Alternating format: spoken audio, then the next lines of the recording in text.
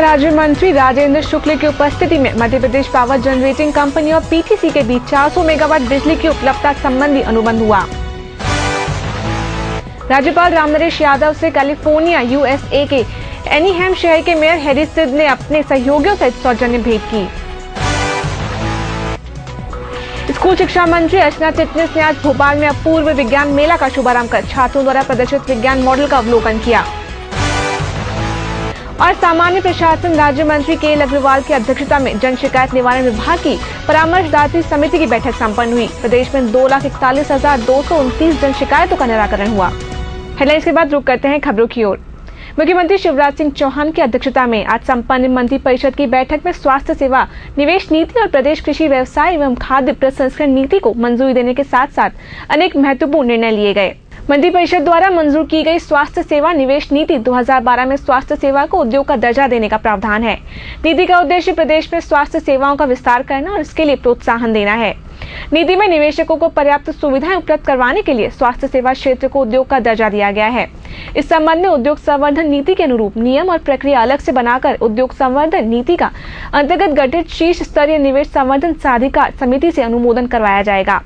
10 लाख से कम आबादी वाले शहरों में न्यूनतम 100 बिस्तर वाले अस्पताल, मेडिकल कॉलेज, नर्सिंग एवं पैरामेडिकल स्कूल कॉलेज खोलने पर 25% की पूंजी निवेश सब्सिडी दी जाएगी। इसकी अधिकतम सीमा 10 लाख तक की आबादी वाले शहरों में 3 करोड़ और इससे अधिक आबादी वाले शहरों में 5 करोड़ रुपए होगी।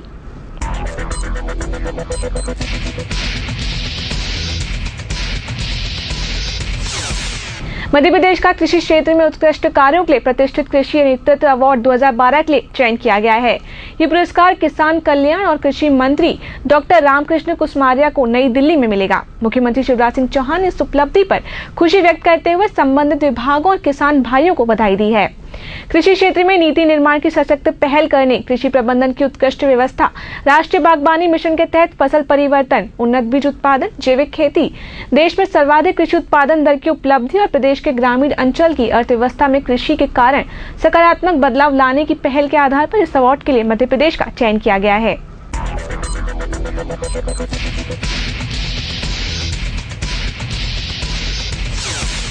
ऊर्जा मंत्री राजेंद्र शुक्ल की मौजूदगी में MP power management company limited और पीटीसी के मध्य आज यहां 400 मेगावाट मीडियम टर्म बिजली खरीदने का एक अनुबंध हुआ। अनुबंध के अनुसार इस वर्ष अक्टूबर से मार्च 2014 तक प्रदेश को 400 मेगावाट बिजली मिलेगी।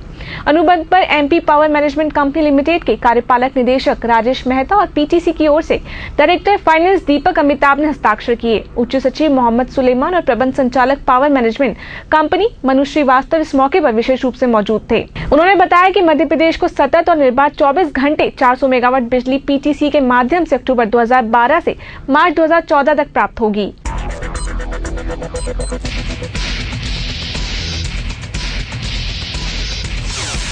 राज्यपाल रामनरेश यादव ने गणेश चतुर्थी के पर्व पर प्रदेशवासियों को बधाई और शुभकामनाएं दी हैं।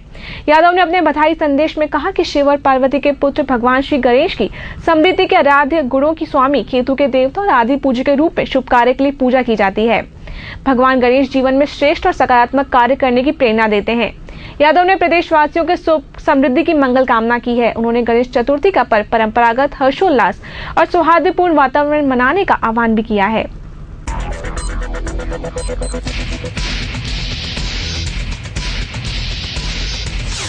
प्रदेश में जन शिकायत विभाग की स्थापना 2 मार्च 1994 से लेकर अब तक प्राप्त कुल 2,59,526 शिकायतों में से 2,41,229 शिकायतों का निराकरण कर दिया गया है। इस प्रकार शिकायत निराकरण का प्रतिशत 93 रहा है। ये जानकारी सामान्य प्रशासन राज्य मंत्री कन्हैयालाल अग्रवाल की अध्यक्षता में संपन्न जन शिकायत निवारण विभाग की परामर्शदात्री समिति की बैठक में दी गई। बैठक में समिति सदस्य विधायक हितेंद्र सिंह सोलंकी, प्रमुख सचिव सामान्य प्रशासन सुदेश कुमार और संचालक जन शिकायत निवारण वीना वर्मा आदि उपस्थित थे। बैठक में जानकारी दी गई कि जन शिकायत निवारण विभाग में आवेदक शिकायतकर्ता अपनी शिकायत लिखित या ऑनलाइन दे सकता है। अब तक प्राप्त शिकायतों में से 70% शिकायतें ऑनलाइन प्राप्त हुई हैं, जिनको निराकरण के लिए संबंधित विभाग, कलेक्टर या पुलिस अधीक्षक को भेजा जाता है। एमपी लाइव में फिलहाल इतना ही। बाकी खबरों के लिए आप देखते रहिए EMS TV.in।